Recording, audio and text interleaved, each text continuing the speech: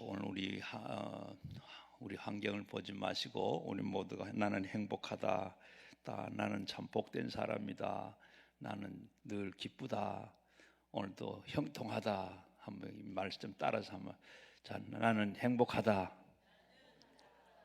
나는 기쁘다, 나는 즐겁다, 나는 형통하다, 나는 복된 사람이다.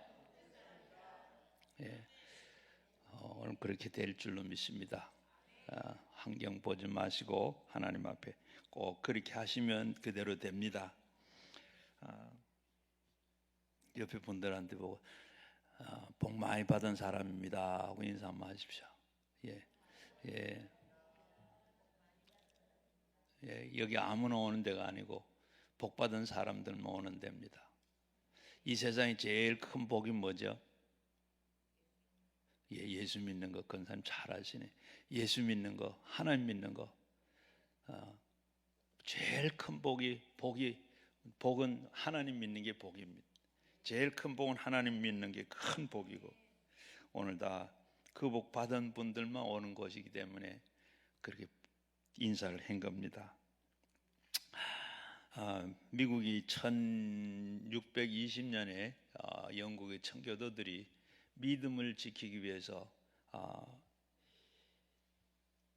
믿음의 그 종교적인 자유를 찾아서 와서 거기에서 이주하고 건립한 나라가 바로 미국입니다. 미국은 바로 주로 이 기독교를 믿는 사람들이 대부분이고, 그 미국의 텍사스에 있는 그 베일러 대학에서 이 종교인 조사를 이렇게 해봤는데, 미국에서 보니까 미국의 국민들이 90%가 예수를 믿는 사람들이라 그렇게 고백을 했는데, 그리고 그 미국 기독교를 믿는 사람들 중에 신앙이 가장 각기각색입니다. 그 가운데는 31%가 하나님은 이렇게 참 악한 자를 벌하시는 그런 권위적인 분이다, 그렇게 믿고 있는 분이 31%. 그저 그 하나님은 정말로 사랑하고 용서하고 자비롭고 그런 분이다 라고 믿는 사람이 바로 23%. 그리고 이 세상의 일에 개입하지 않고 무관한 하나님이다 라고 믿는 사람이 16%. 그리고 하나님은 참 이 심판을 준비한 엄하신 하나님이다라고 이렇게 믿는 사람이 24%라 그럽니다. 오늘 읽은 말씀은 뭡니까? 예수님이 제자들과 함께 베다니에 가셨는데, 가서 아침에 일어나서 뭐 시장하셨든지 무화과 나무 밑에 가셨는데 무화과 있나 하고 보면 없어.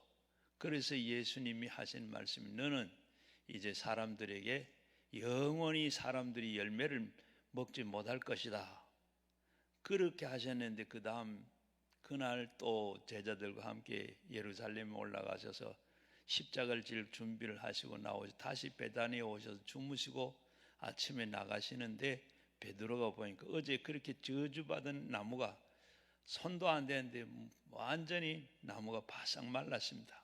그래서 베지도 않고 손도 안 됐는데 어떻게 나무가 바싹 뿌리째 말랐습니다. 그러니까 예수님께 하나님을 믿어라 이 말씀을 하셨어요. 하나님을 믿어라. 하나님을 믿는 믿음. 자, 오늘 우리 믿음 하게 되면 일반적으로 두 가지 믿음입니다. 하나는 일반적인 믿음. 이 믿음은 누구나 다 가지고 있는 이 믿음, 일반적인 믿음입니다. 그저 안 믿는 사람도 믿는 이 믿음. 미국 가는 비행기를 타면 미국 간다 하는 것을 믿고 비행기를 타고, 그리고 콩을 심으면 콩이 난다, 물은 위에서부터 흘러내린다 하는 것을 이렇게 다 믿는 것이 일반적인 믿음입니다. 이 믿음이 있고, 그리고 특별한 믿음이 있어요. 특별한 믿음은 바로 인간이면서도 그 속에 하나님을 믿음을 믿는 믿음을 가지고 있어요. 오늘도 예수님께서 그 믿음을 가지라고 말씀을 하셨는데, 그 믿음은 사람 속에 하나님이 계신다, 그 하나님을 믿는 겁니다. 그 믿는데 그 하나님 믿으면 그저 이 땅에서 영이 잘 되고 범사가 잘 되고 또 뿐만 아니라 그리고 믿으면 천국을 간다. 이 믿음, 이것이 바로 특별한 믿음입니다. 하나님을 믿는 사람과 믿지 않는 사람, 이 두 가지인데 우리는 두 가지 다 믿는 사람입니다. 그런데 오늘 이 믿음, 성경에 보게 되면 이 믿음을 가진 사람과 가지 않고 성경의 위대한 기적들은 모두 다 하나님을 믿음을 받은 사람들에게 다 행한다고 했습니다. 바로 이 세계적인 전도자 무디가 믿음에 대해 이렇게 자기 얘기를 했어요. 나는 믿음을 달라고 기도했다. 그러나 믿음이 어느 날 하늘에서부터 번개처럼 뚝 떨어지는 줄로 그렇게 알고 있었다. 그렇지만은 믿음은 오지 않았다. 그런데 어느 날 내가 로마서 10장 17절을 읽다가 믿음은 바라는 것들을 실상이요 보지 못하는 것의 증거라 하는 이 말씀을 읽고 나는 그때 그동안 내가 말씀을 잊지 아니하고 그저 기도로 믿음 달라고 했던 것을 참 잘못됐다, 어리석었다, 그렇게 그것을 깨달았다. 그러면서 이제는 내가 성경을 읽고 성경 공부를 하는 가운데 믿음이 쭉쭉 자라가고 있다라고 이렇게 얘기를 했습니다. 유명한 학자이고 사무엘 존슨은 임종시에 이런 젊은이에게 이렇게 말을 했다고 합니다. 여보, 생전에 다소나마 세상에 알려진 사람이 마지막에 말을 귀담아 듣게. 그것은 바로 규칙적으로 성경을 읽고 살라는 것일세라고 말했다 그럽니다. 성경은 이렇게 하나님의 계시가 기록되어 있는 책입니다. 그 책을 그냥 읽고만 그냥 있는 게 아니라 그 말씀을 그저 체계적으로 이렇게 읽어야 믿음이 자란다고 하는 말씀입니다. 이 성경은 이 헬라어로 로고스라 그럽니다. 창세기부터 요한계시록까지 누구에게나 다 주는 이 말씀이 바로 로고스입니다. 이 로고스인 이 말씀이 내게 주는 말씀이 있어요.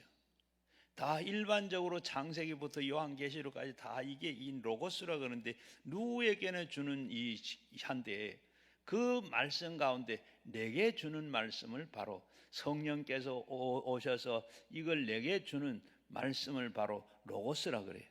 성경을 우리가 쭉 읽는데 그저 어제 읽었던 데는 아닌데 오늘 읽으니까 이 말 똑같은 말씀을 읽었는데 그 말씀이 오늘 내게 은혜가 되고 그 말씀이 내가 교훈이 되고 그 말씀이 내가 붙잡히게 되고 그 말씀 때문에 내가 잘못 살았구나 깨닫게 되는 그런 말씀이 바로 그 말씀을 우리 로고스라.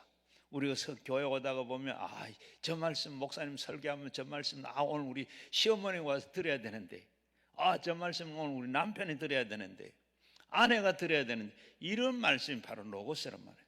성경 말씀을 그대로 그 말씀이 들려 내게 주는 말씀.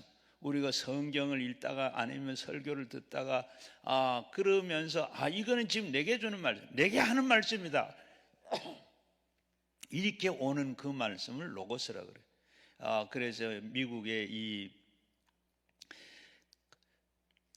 스탠다드 석유 회사에서 그 중력이 이렇게 성경을 출애굽기 3장 2절을 읽는 가운데 아기를 더 이상 길들 수가 없어서 3개월째 되어서 아이를 이제 갈대 상자 안에 넣는 그런 과정이 나와요. 그저 이 모세의 어머니가 그 갈대를 꺾어서 그리고 상자를 만들고 그리고 거기에다가 이 역청을 바르고 칠을 하고 그리고 아이를 넣어서 나일강에 떼어보냈더라. 거기에 이 중력이 읽다가 역청하는 게 역청이 그게 눈에 딱 박힌 거예요. 그게 뭐야? 역청이 뭐죠? 바로 피치, 석유 원료입니다. 이 모세의 어머니가 쉽게 이리 역청을 구한 거 보면 그 고센 땅에 가면 역청이 많이 있겠구나. 그래가지고 빨리 그 지질학자를 찾아서 보내가지고 그리고 조사를 해봐라. 하니까 아닌 게 아니라 석유가 막 얼마나 많이 매장되어 있는지 그리고 거기에 석유 이 공장을 만들고 석유를 이제 캐내. 미국의 회사가 이 이집트에 가가지고 석유를 캐는 이 세계 굴지적인 이 스탠다드 석유 회사가 됐습니다. 이렇게 성경을 읽고 그 말씀이 내게 와서 부닥칠 때 어떤 부인이 집사님이 남편이 예수를 안 믿어 그래서 늘 기도하고 그런 어느 날 남편이 나 오늘 교회 갈게. 그 교회를 가자. 얼마나 좋은지. 좋은데 한편 생각나는 게 뭐예요?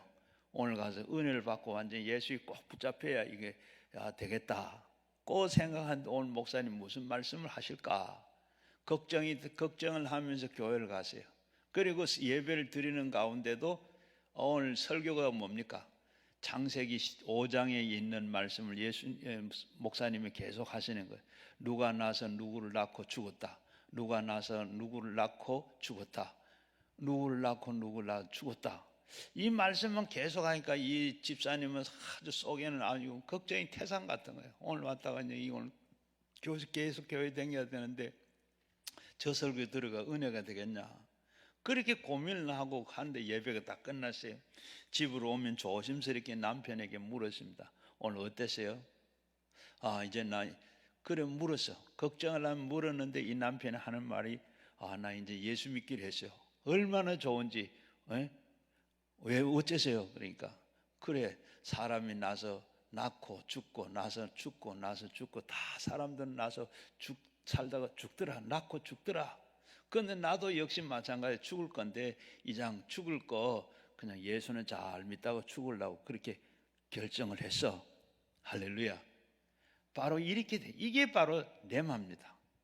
그 부인은 그렇게 했더니 그게 하나도 은혜가 안 되는데 남편은 그 말씀이 낳고 죽고 그게 은혜가 돼서 그래 나도 그렇게 살아야 되겠다. 이게 레마예요. 이렇게 우리 성경이 우리에게 내게 와 닿아서 이렇게 돼.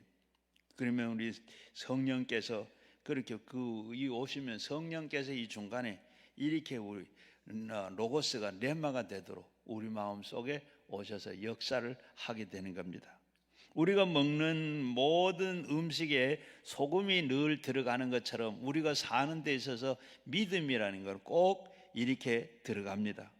모든 일에 항상 모든 것은 인간적으로 안정적으로 이해할 수 있도록 마음에 믿음을 활용하고 있습니다. 그렇다 그러면 우리는 그 믿음에 관하여 어느 정도 알고 있느냐? 자, 우리가 믿음은 누가 주는 건가? 믿음은 누가 줘요? 믿음이라는 것은 누가 주는 것인가? 이 질문을 해본 일이 있습니까?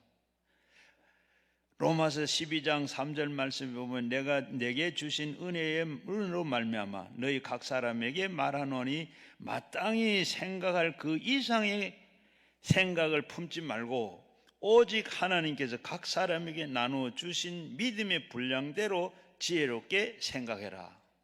우리 마음대로 생각하지 아니하고 하나님께서 주신 그 믿음의 분량대로 우리에게 믿음이 분량이 있습니다. 우리 달란트 비유에서 5달란트, 2달란트, 1달란트 준 것처럼 우리 각 사람에게 믿음을 주셨는데 믿음의 그 분량이 있어요.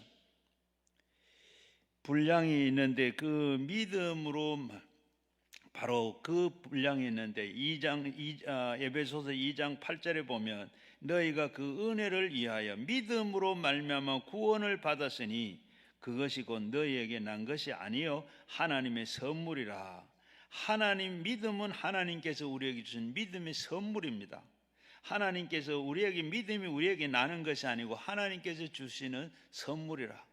그래서 목회를 하다가 교인들한테 그런 상담도 받고 교인들이 그런 얘기를 목사님 나는 믿음이 전혀 없는데 믿음 내가 좀 키우면 어떻게 믿음 좀 키울 수 있는 거 기회 없겠습니까? 그렇게 상담을 하는데 어떻게 해요? 믿음은 키우는 것 그게 우리의 믿음은 있긴 했는데 믿음이 너무 적다고 생각하는 분들 오늘도 말씀을 드리겠는데 미국의 이 골드 메리온이 받은 그 마이크 메어슨이 그 천성적으로 이 사람은 우울한 이걸 천성적으로 우울한 성격을 타고났어요. 우울한 그런 기질을 가지고 태어나서 그는 어릴 때부터 우울증에 시달리기도 하고 그리고 삶의 해이를 느끼기도 했습니다. 그런데 어느 날 주 안에서 항상 기뻐하라, 다시 말하노니 기뻐하라, 빌립보서 4장 4절 말씀을 읽고 매일같이 어떻게 사람이 이렇게 기쁘게 살 수가 있나 꼭 생각하면 나도 한번 매일같이 그렇게 한번 살아봐야 돼. 앞으로 내가 90일 동안 이렇게 내가 기쁘게 살라고 노력하고 그렇게 살아야 되겠다 하고 결심을 했습니다. 그러면서 기뻐하면서 기뻐한 일을 생각하면 그렇게 기쁘게 살아야지 마음을 굳게 믿고 결심을 하고 그러자 그 삶에 엄청난 변화가 일어나기 시작을 했다고 합니다. 90일 동안 이렇게 결심을 하고 그렇게 우울증하고 날 때부터 그런 우울에 가까운 이런 기질을 타고난 이 사람이 그렇게 90일 동안 나도 기쁘게 살아봐야지 하고 이렇게 살다가 보니까 놀라운 일이 일어났네.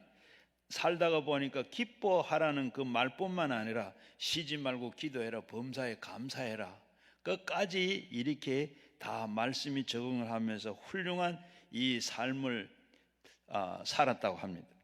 예수님은 우리에게 너의 기쁨을 이렇게 빼앗을 자가 없다라고 요한복음 16장 22절에 말씀한 것 같이 우리의 믿음을 빼앗아 갈 자가 없습니다. 자, 그래서 이 믿음은 크고 적은 것이 왜 그런가? 하나님께서 왜 주시면 이 큰 믿음을 주시지 왜 적은 믿음을 줬냐? 믿음은 여러분 우리가 적은 믿음이라 걱정할 게 하나도 없어요. 걱정할 게 없고 마태복음 17장 20절에 보면 이르시되 너희는 믿음이 작은 까닭이나 진실로 너희에게 이르노니 만일 너희에게 믿음이 겨자씨 하늘만 있어도 이 산을 명하여 여기서 저기로 옮기라 하면 옮겨질 것이요 또 너희가 못할 것이 없느니라. 겨자씨만한 믿음만 있어도 이 산을 들어서 옮길 수도 있을 뿐만 아니라 너희가 못할 것이 없다고 그랬습니다. 그러니까 우리가 믿음 적고 크고 거기에 대해서 문제를 가질 거 없고 나는 믿음 적다고 할 게 아니에요.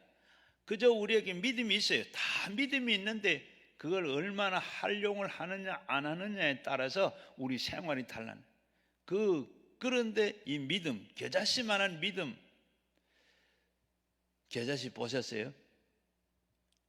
아마 보신 분도 계시고 안 보신 분도 계시는데 이 겨자씨가 얼마나 큰가?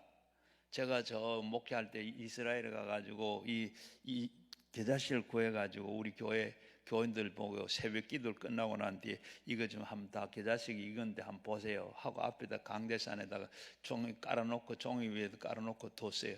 그런데 이렇게 줄을 쭉 서 가다가 이렇게 다 보는데 이 권사님 하면 목사님 잘 안 보여요. 안 보여요. 그리고 하는데 안 보여요. 하는 입김에 겨자씨가 날아가 버렸어요. 그래서 제가 권사님 좀 조심스럽게 좀 잘 좀 보죠 하는데 내 속에 성령님께서 뭐라고 말씀하면 야 화내지 마라. 그 겨자씨가 그 정도의 입김에 날아갈 정도 다 그만큼 적은 거다. 다 보인 거다. 겨자씨가 그렇게 적은 겁니다. 어느 정도 적으냐? 하얀 종이 위에다가 볼펜을 꼭 찍어가지고 한 바퀴 딱 돌리고 나면 점이 나오죠. 딱 그 정도의 크기입니다. 그 크기인데 거기에 그러면 우리의 믿음이 그보단 다 크죠. 그만하겠어요. 여러분 좀 더 사과만한 믿음도 있겠고, 여러분들 큰 믿음 그냥 믿음 적고 많고 거기에 대해서 걱정할 것이 하나도 없다. 얼마나 근데 겨자씨는 보면 그 조만한 마태복음 13장에 가면 겨자씨 비유가 나오는데 이 겨자씨를 심으면 그 이스라엘에 가면 겨자씨가 처음에는 어떻게 나물과 같다. 나무인데도 나물과 같다고 성경에 써져 있어요. 그게 점점 커가지고 얼마나 크냐 한 4m, 5m 정도 이렇게 큽니다. 크면 거기에 성경에는 그래. 거기 와서 새들이 깃들고 그늘에 와 새들이 깃들더라. 그러니까 이 뭐 사막에서 그런 나무가 하나 있으니까 거기 얼마나 그늘도 있겠고 그게 겨자씨 그 새가 그 까먹으려고 올라가시더라. 그리 큰 나무가 4m, 5m 굉장히 그 눈 이거 볼펜 저만한 찐 게 그게 그만큼 크면 좀 굉장히 큰 거죠. 우리의 믿음도 역시 마찬가지예요. 고만 있어도 세상을 뒤집어 놓는 이런 놀라운 역사도 할 수 있다는, 그러니까 그 크고 적은 것이 문제가 되지 않는다는 겁니다. 그리고 둘째로는 우리의 이 믿음에는 우리에게 권세와 능력의 차이를 분명히 알아야 돼요. 말씀은 권세가 있고 성령에게는 능력이 있습니다. 좀 복잡한데 제 말을 들으면 쉽게 알 수가 있는데 한번 따라 하십시오. 말씀에는 권세가 있고 성령에는 능력이 있다. 우리가 성경을 보다 보면 능력, 권세 뭐 이런 이야기 하는데 거기 보면 말씀에는 권세가 있고 성령은 능력이 있어요.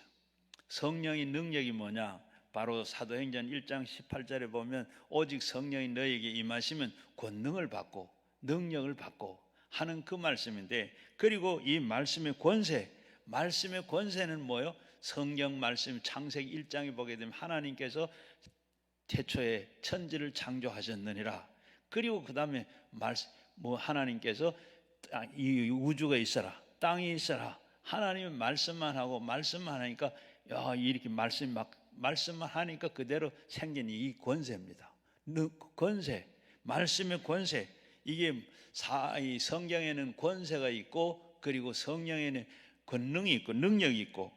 그런데 힘 있는 큰 덤프트럭이 건축 자재를 싣고 그냥 모래를 한 차 싣고 막 힘있게 막 길을 달립니다. 땅이 꺼질 것 같아, 길이 내려할 것 같고 그러면서 힘이 있습니다. 그렇게 달리는데 그 앞에서 조그마한 왜소한 경찰관이 모자를 쓰고 호각을 확 불면서 손을 쭉 내밀면 어떻게 옆에 차가 촉 서죠. 털컥 섭니다. 이게 바로 덤프트럭에는 힘이 있고 경찰관은 뭐가 있어요? 권세가 있습니다. 권세로 바로 차를 세우고 다 하는 것처럼 성경 말씀은 권세가 있고 성령은 능력이 있다. 예, 그래서 능력은 성령이 가지고 계시는데 그러나 이 능력으로 하나님은 일하십니다. 그리고 이 권세와 능력, 여기 보면 권세를 사용하는 하나님은 이 능력인 성령의 권세를 따라서 창조되었고 창조의 역사를 할 때 말을 권세 있게 했다는 것. 권세 있는 사람은 말을 더듬더듬 하거나 벌벌 떨어서 안 해야 됩니다. 권세 있는 말씀은 하나님께서 창세기 1장에 보게 되면 하나님께서 천지를 창조해 있으라 하니까 다 있었더라.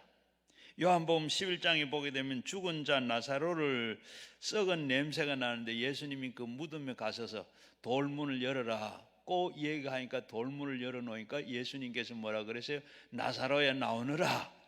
죽은 나사로가 나흘째 되는데도 이렇게 나사로가 살아서 나왔습니다. 누가복음 7장에도 보면 예수님과 제자들이 나인성을 이렇게 가는데 거기에 상여를 메고 나오는 상여가 하나 있어요. 거기에는 나인성 이 과부의 아들이 지금 죽어서 메고 나온 장사로 가는 중. 그 가운데 저 뒤에는 또 그 나인성 과부가 지금 울면서 따라오고 있고, 그래서 예수님께서 여기 멈춰라. 그리고 멈춰 내려나왔는데 거기에 예수님께서 뭐라 그래요? 다른 말 하는 청년아 일어나라. 청년아 일어나라 하니까 바로 관 속에 있던 아들이 뻘떡 일어나 나왔습니다. 메고 가선 사람들은 모두 다 기절 초풍을 했죠. 그리고 마가복음 5장에도 보게 되면 회장장 야이로의 딸이 죽어간다고 예수님께 찾아왔습니다. 야이로가 찾아와서 내 딸이 죽어가는데 좀 고쳐주세요 하니까 예수님 그래 가자 하고 집으로 가는 동안에 죽어버렸어요. 사람이 와서 예수님 이제 더 이상 괴롭히지 말고 죽었습니다. 그러니까 예수님께서 염려하지 말고 그저 믿기만 해라 하고 갔는데 집에 가니까 울고 난리가 났습니다. 그때 이 예수님이 들어가셔서 거기 가니까 그저 죽은 것이 아니고 잔다고 그러시면서 거기에 이 사두개인들과 그리고 바리새인들이 여기 좀 무슨 지금 뭐 했다고 여기 왔느냐 하고 비웃고 그러했는데 예수님께서는 그 다 울지 마라 다 돌려보내면서 그리고서 예수님 방에 들어가서 달리다굼 소녀야 일어나라 손을 잡고 이러니까 죽었던 이 야이로의 딸이 살아났습니다. 얼마나 권세의 그 능력이 있는 말입니까? 그런데 하나님께서는 영적인 세계를 다스리는 하나님의 권세가 있기 때문에 이 권세를 하나님께서는 우리 각자에게도 하나님께서 예수 믿을 때 준 줄로 믿습니다. 예수님께서 제자들을 다 12명을 또 뽑아놔 놓고도 그들에게 다 예수님께서 병 고치시고 그리고 귀신을 쫓아내고 복음을 전하라고 권세를 주었어요. 그리고 또 그 다음에 70인 전도대를 이렇게 다 조직해가지고 2사람씩 전도를 하러 보내고 난 다음에 이들이 돌아와서 이들에게도 마찬가지로 권세를 주었습니다. 권세를 주고 그리고 이 70인 전도대가 돌아와 전도 보고를 하는 것, 이 누가복음 10장 17절 이하에 나오는데 그때 그 70인 전도대들이 전도 보고를 돌아와서 뭐라고 말합니까?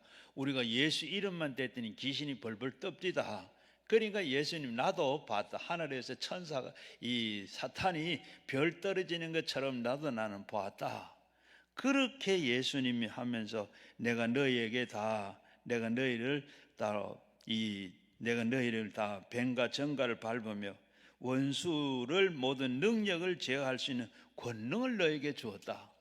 그 말씀처럼 하나님께서 우리에게도 각각 이 권능을 주신 줄로 믿습니다. 한번 따라 하십시오. 나는 내가 뱀과 정갈을 밟으며 원수들의 모든 능력을 제어할 권세를 우리에게 주었다. 이 권능이라는 말은 바로 권세입니다. 우리가 이 너희를 해칠 자가 결코 없으리라. 제가 말한 것이 아니고 성경이 여러분들이 이렇게 주셨는데 하나님께서 여러분은 권세를 주셨는데 그 권세를 가진 여러분들에게 해칠 자가 성경은 없다고 말씀을 했습니다. 주님은 여러분에게 권세를 주셨는데 하나님이 주신 이 권세를 빼앗을 자가 없다고 그랬습니다. 주께서는 귀신들이 이렇게 항복하는 것이 항상 기뻐하지 말고 너희 이름이 하늘나라에 기록된 것을 기뻐하라고 말씀하셨습니다. 여러분이 이렇게 권세 가진 거 그거 가지고 기뻐하고 귀신을 쫓아내고 병자를 고치고 하는 것을 기뻐하지 말고 여러분이 이름이 하늘나라의 책에 기록된 것을 기뻐하라 그랬습니다. 왜? 마지막에 이 이름 때문에 여러분 천국에 가는 거예요. 그러니까 그 이름이 거기에 되어 있는 게 이게 복받은 것이고 그것을 가지고 하나님 앞 나라 갈 수 있었다는 거, 천국을 갈 수 있다는 이거 생각하면서 기뻐해라.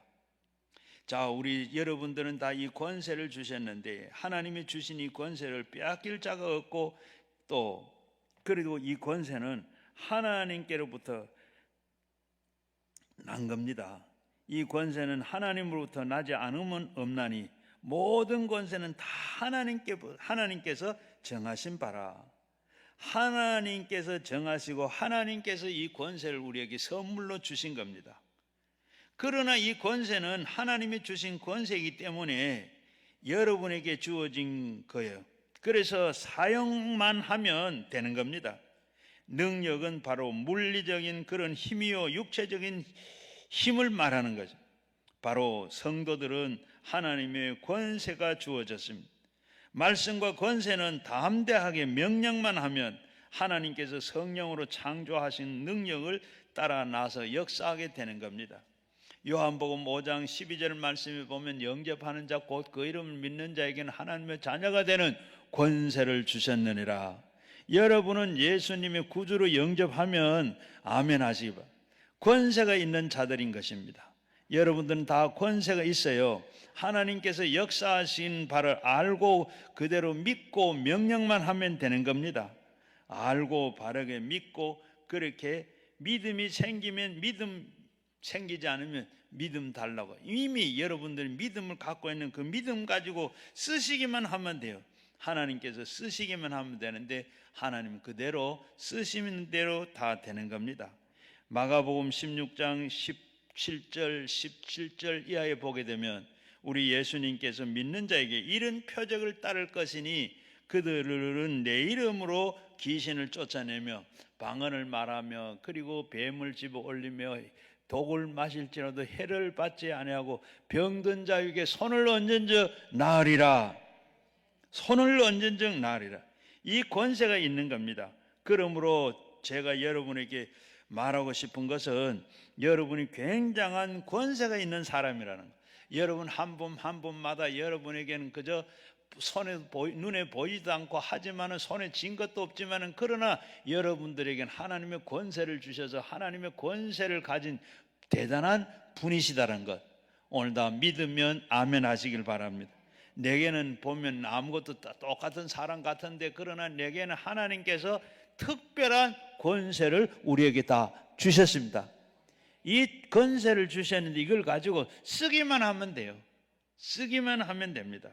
그저 권세를 쓰고 안 쓰고 하는 것은 여러분 자유겠지만은 그러나 여러분이 이 권세가 녹이 나지 아니하도록 늘 번쩍번쩍 사용하셔서 정말로 하나님의 영광을 나타내고 하나님이 주신 그 뜻을 이루어내고 그리고 사용되는 여러분 되시기를 주의 이름으로 축원합니다. 나는 예수 안에서 권세 있다. 한 번 더 따라하십시오. 나는 예수 안에서 권세 있는 사람이다. 여러분 권세가 있으니까 이제는 여러분들이 뱀을 집어 올리고 귀신을 쫓아내고 병든 자 위에 손을 얹으시면 낫는 줄로 믿으시기를 바랍니다. 예, 목사님은 하지 뭐 우리가 뭐 그렇게 여러분 성경에 보면 뭐라 그러세요? 내 이름으로 내 이름이 누구죠? 예수 이름으로 병든 자 위에 손을 얹으면 낫고 귀신 들린 사람 보고 귀신아 나가라고 명하면 귀신이 나간단 말입니다. 여러분 우리 교회 권사님이 은퇴한 권사님인데 이 권사님이 자기 남편이 밖에 나가서 쓰러졌어요. 쓰러졌는데 내진탕이 됐어요. 내진탕이 되고 팔이 부러지고 다리가 부러지고 그리고 응급실에 실려갔어요. 병원을 간 뒤 권사님이 가서 보니까 남편이 지금 머리가 깨져가지고 지금 터지진 않고 그리고 넘어져가지고 머리를 다치고 그리고 팔을 다치고 다리를 다치고 그리고 누워있는데 이 권사님이 가서 아무 생각도 없이 가서 남편 머리에 손을 얹고 기도를 했어요. 무슨 기도를 했는지도 모르겠는데 여하튼 막 울면서 눈물 나고 막 하나님 앞에 그저 간절히 기도를 했어요. 기도를 다 하고 난 뒤에 그 다음에 어떻게 해요? 내진탕으로 찢어졌으니까 이 머리에 피가 흘러나오면서 살고 머리에 피가 있으면 이게 빠져나가야 되는데 수술하면 안 돼요. 그런데 며칠 지나고 나니까 그 기도하고 난 뒤에 이 피가 없어져 버립니다. 그러니까 내 수술 안 해도 되고 그리고 이 팔과 다리는 이 부러졌으니까 그거 이제 골절 입은 깁스해가지고 병원에 있다가 다 퇴원했어요. 여러분 이렇게 우리가 하나님 앞에 기도하면 내진탕으로 쓰졌으니까 피가 이게 빠져나와야 되는데 안 빠져나오면 이 아들이 다 밑으로 다 흘러내린 거예요. 그런 피가 하나 이게 안 하면 그냥 뭐 머리에 뇌압이 올라가 가지고 사람이 이상하게 되기도 하고 나중에 뭐 죽기도 하고 그러는데 믿고 여러분 기도하시면 할 수 있는 그런 권세가 있어요. 이 권세는 담대하게 타협하는 것이고 단호하게 말해야죠. 이것이나 저것이나 뭐뭐 하는 것이 아니고 그건 권세가 아닙니다. 병든 자를 보거든 그저 병아 물러가라. 마귀를 보고 마귀가 다오거든 나가다오 나와주세요. 이런 것이 아니라 병든 자를 보거든 이렇게 다 병마여 물러가거라 떠나가라 병아나 떠나가거라 이 명을 할 줄 아는 이 관절은 물러갈지어다 그리고 신경통은 떠나갈지어다 귀신은 물러갈지어다 빈혈도 떠날지어다.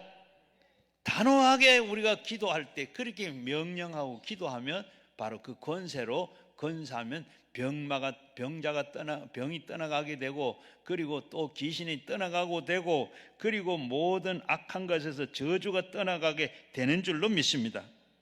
그리고 세 번째는 이 마음에 주신 그 믿음과 말씀의 권세를 이제는 사용하는 방법을 똑똑히 여러분 알아야 돼요.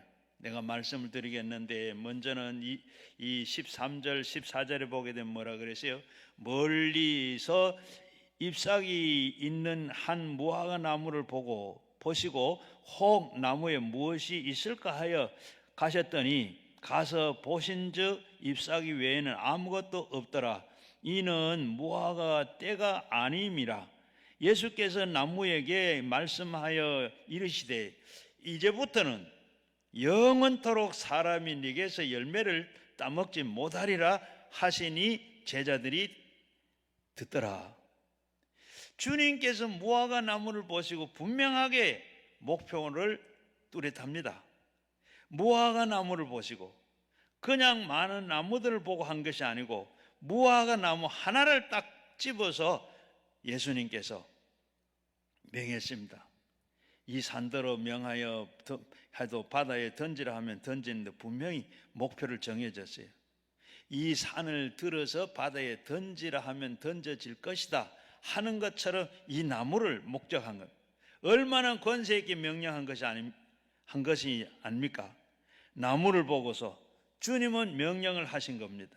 단호하게 다시는 너희에게 와서 아무 열매도 못 따먹는다. 주님께서 그 나무를 보시고 이제는 열매 맺지 말라. 이제는 아무도 사람이 너에게 와서 열매를 따먹지 못한다. 그렇게 말하지 않았어요. 바로 상상을 해보시길 바랍니다. 주님은 나무를 보시고 단호하게 딱 서서 엄하게 이제부터 영원토록 사람들이 내게 와서 열매를 따먹지 못하리라.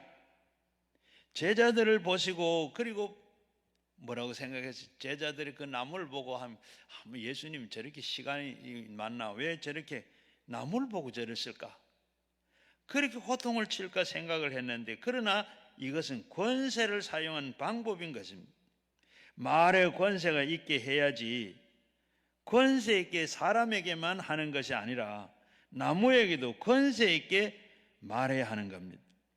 권세 있게 명령하지 아니하면 아무것도 안 이루어집니다. 예수님께서 하시는 모든 일은 모두가 다 권세 있게 명령한 것입니다. 마태복음 9장 6절 말씀에 보면 중풍병자에게 일어나 네 침상을 들고 일어나 걸어가라 했을 때 이 지붕을 뚫고 내려온 그 중풍병자가 상을 들고 온 그 상을 들고 일어나 갔어요. 베데스다 연못가에 38년 된 병자를 보고 예수님께서 네 상을 들고 일어나 걸어가라 고 했을 때 38년 동안 한 번도 일어나지 못하고 누가 먼저 물에 넣어줘야 들어가 나는 넣어줄 사람이 없어서 나는 늘 38년 누워 있습니다. 이 사람에게 예수님께서 일어나 네 상을 들고 걸어가라 했을 때 걸어가세요. 마가복음 1장 25절에 보면 가버나움으로 더러운 귀신 들린 사람을 보고 잠잠하라 그 사람에게서 나오라 고 했을 때 그 귀신이 나와요. 그 다음에 누가복음 7장 48절에도 보면 죄지은 여자를 보고 제사함을 받았느니라. 그 다음에는 요한복음 11장 43절 말씀에 보면 나사로를 보고 큰 소리로 나사로야 나오너라 하니까 그대로 수위가 쌓여있는 채로 그대로 나왔죠. 얼마나 권세 있게 말했습니까? 여러분도 권세 있게 말을 해야 됩니다. 저주야 물러가라, 가난아 물러가라, 낭패와 실망은 물러가거라, 우울증을 떠나라, 슬픔은 사라질지어다. 그리고 기도하고 구하는 것은 단호하게 구하고 명령하면 됩니다. 성경은 뭐라 그랬어요? 주께서 담대하게 내가 세상에 이기었노라, 강하고 담대하라, 두려워하지 말라, 놀라지 말라, 우리가 너에게 모든 것을 다 말씀하고 계십니다. 22절에서 23절에 보면 다 같이 한번 읽어볼까요? 22절에서 23절 시작. 예수께서 그들에게 대답하여 이르시되 하나님을 믿으라. 내가 진실로 너에게 이르노니 누구든지 이 산들어 들어 바다에 던지라 하며 그 말하는 것이 이루어질 줄로 믿고 마음에 의심하지 아니하면 그대로 되리라. 우리가 그것을 바로 명령하는데 그때 마음에 의심하지 아니하고 그대로 믿으면 그대로 된다. 믿고 의심하지 말아야 됩니다. 우리가 믿음이 없으면 의심하게 돼요. 믿음이 들어오면 의심이 하지 않게 됩니다.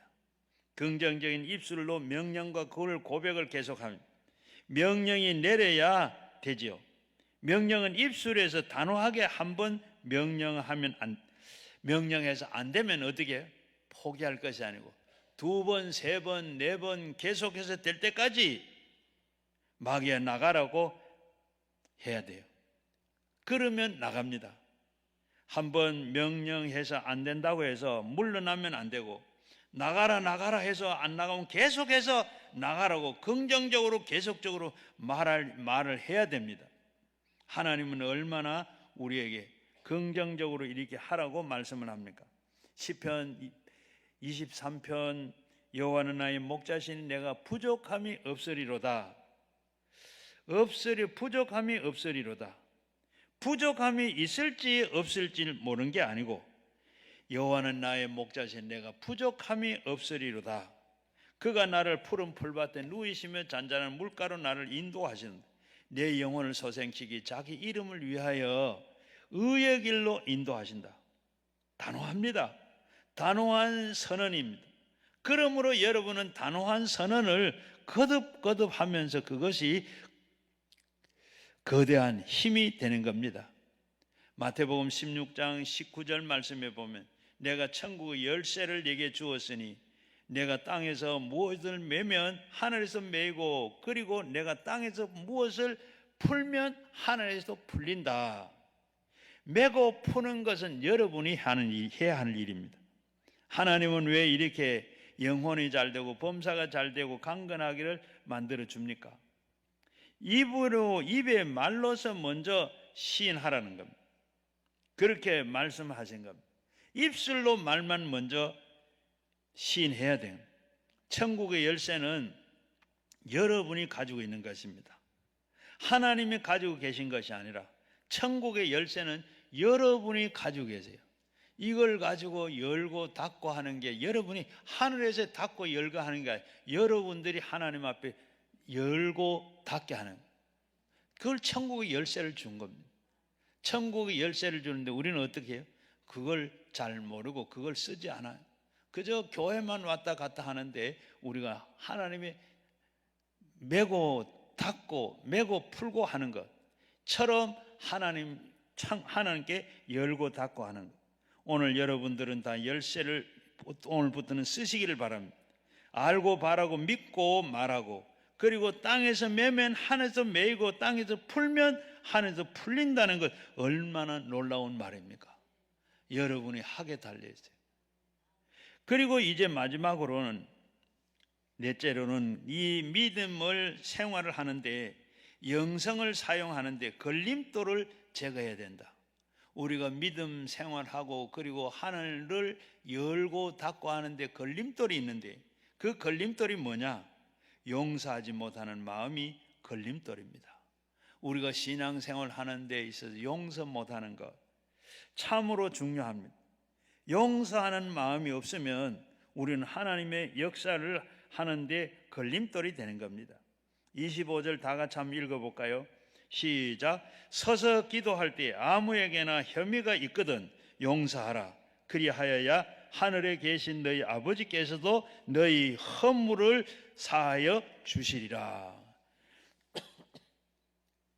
기도할 때 용서하라 그랬습니다. 내가 용서해야 하나님이 너의 죄를 다 용서해 주신다. 죄가 있으면 안 되죠. 하나님께서 우리의 죄를 다 용서해 줘야 내 죄도 용서해 주는 겁니다. 에베소서 4장 32절 말씀에 보면 서로 친절하게 하며 불쌍히 여기며 서로 용서하기를 하나님이 그리스도 안에서 너에게 용서같이 하라 했습니다. 바로 주님이 나에게 잘못을 저지른 것을 다 용서해 주셨어요. 얼마나 하나님께서 우리에게 용서해 주셨는가. 하루는 베드로가 하나님 앞에 큰 마음 먹고 용서해, 하루에 한 7번 용서하면 되겠습니까? 그랬더니 주님은 뭐라 그랬어요? 7번을 70번까지 용서해 주라. 490번까지 용서해 주라. 하루에 490번 용서하다가 보면 뭐 다른 건 뭐 할 수 있겠어요? 그런데 하나님께서는 용서해 주라. 490번 끝도 없이 한도 없이 다 용서해 주라는 겁니다. 여기서 우리는 다 이 용서를 몰라서 구하면 하나님께 틀림없이 다 용서해 주십니다. 느헤미야 9장 17절에 보면 주께서는 용서하시는 하나님이시라. 은혜로우시며 긍휼히 여기시며 더디 노하시며 인자를 풍성하심으로 그들을 버리지 아니하셨느니라고 했습니다. 요한 1서 1장 9절 말씀에 만일 우리가 우리의 죄를 자백하면 그는 미쁘시고 의로우사 우리의 죄를 사하시며 우리의 모든 불의에서 우리를 깨끗하게 하시니라. 하나님은 우리가 용서하면 모든 것 다 용서해 주십니다. 예수님은 십자가에서 우리의 죄를 다 대신 받아서 벌을 받으시고 몸을 찢으시고 피를 청산하시기 때문에 회개만 하면 다 용서받습니다. 그러니 우리는 회개하고 하나님께 용서를 다 받을 수 있습니다. 너희는 죄를 지은 자도 다 용서해 주라. 미국의 윌턴 워트만이 말년에 참 질병으로 이 고생을 했습니다. 그래서 병원을 가는 그 의사가 이런 말을 해요. 나는 병원에서 30년 의사로 생활했는데 그동안에 수많은 환자들에게 처방을 해왔는데 아픈 사람이 가장 좋은 처방을 한 것은 사랑이라는 것을 깨달았습니다. 위트만도 그렇게 같이 맞다고 하면서 그렇게 사랑이라는 것, 약이 듣지 아니하면 어떻게 합니까? 사랑 처방인 것 중에 사랑을 제일 잘한 처방이라고 생각했는데 그 처방을 했는데 한 번 했는데 안 들으면 어떻게 합니까? 그때는 그 의사가 위트만에게 이렇게 얘기를 합니다. 한 봉지에서 안 들으면 2봉지하고 2봉지 보내서 안 되면 3봉지하고 3봉지에서 안 되면 10봉지라도 해서 그때 이 위트만은 가슴이 뜨끔했습니다. 그러니까 사랑은 하되 끝까지 사랑하라는 겁니다. 하나님께서 마음을 주신 그 믿음과 말씀의 권능은 우리에게 통해서 나타나기 위해서는 믿음의 걸림돌이 되는 것을 제거해야 돼요.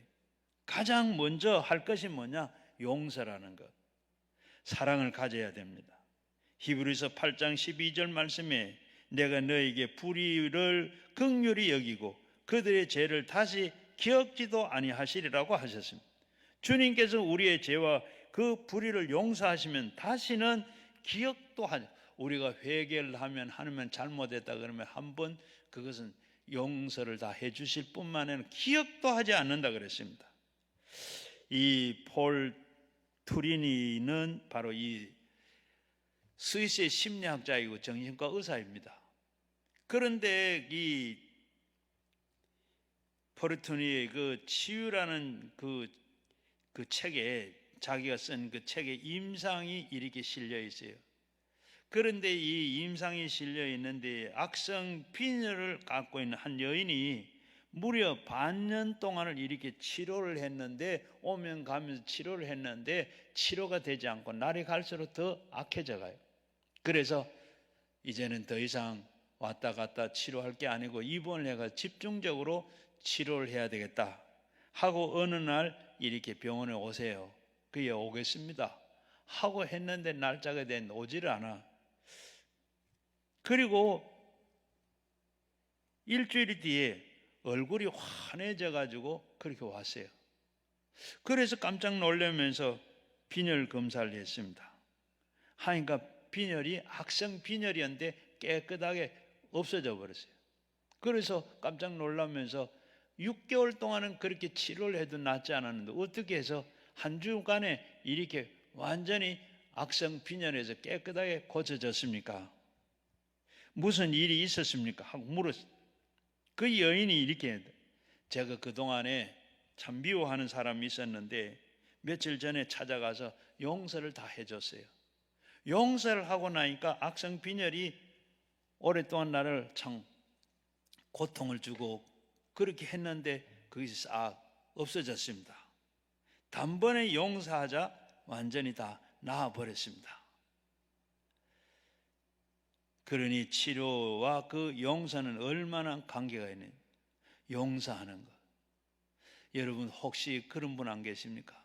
누가 지금까지 살아오면서 그런 미워하는 거 없습니까?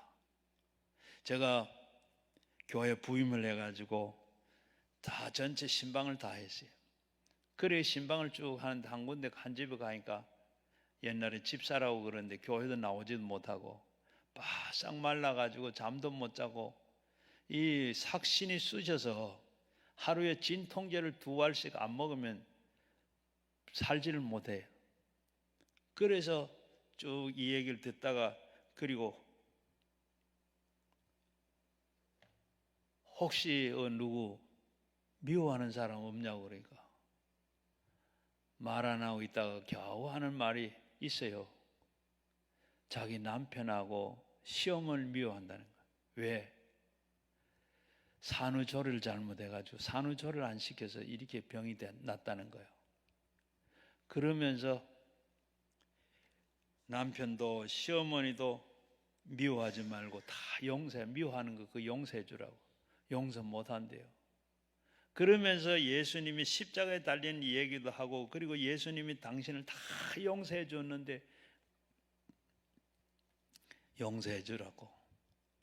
그러니까 겨우 그러면서 이제 내가 하나님이 제 남편도 미워하고 시어머니도 미워한 거 다 용서합니다 하고 기도를 그렇게 시켰더니 그 기도를 하고 난 다음에부터 완전히 산후조리를 못해가지고 삭신이 쑤시고 하루에 진통제를 2알 안 먹으면 못 사는 그 사람이 그 시간부터 깨끗하게 나았어요. 여러분 기도를 해도 병이 안 나거든. 미워하는 사람이 있는지 혹시 한번 살펴보시길 바랍니다. 미워하는 사람이 있으면 여러 가지 내 몸에 병이 있는데 낫지 않는 것, 그게 원인이 될 수도 있습니다.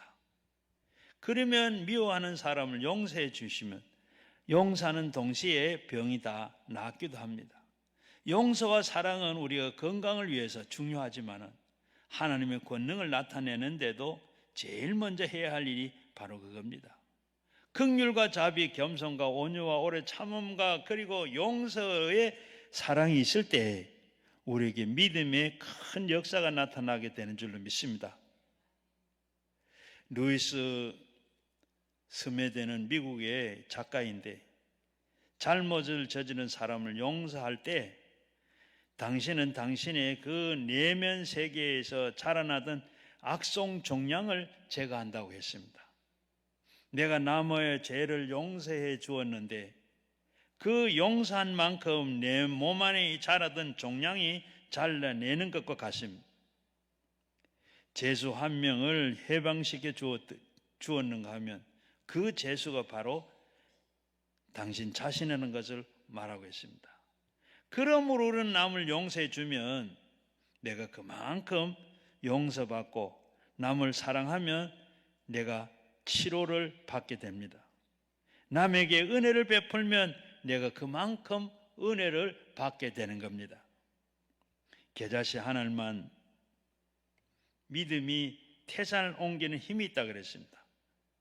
여러분 바로 예수 그리스도를 구주로 믿는 사람은 겨자씨 하나만한 그 믿음을 다 가지고 있습니다. 왜냐하면 믿음은 들음에서 나오고 들음은 그 말씀으로 말미암는다. 오늘 우리가 예배를 드리고 하나님의 말씀을 들었습니다. 그 말씀이 들어서 그러므로 말씀이 들어가서 믿음을 만들어내는 줄로 믿습니다.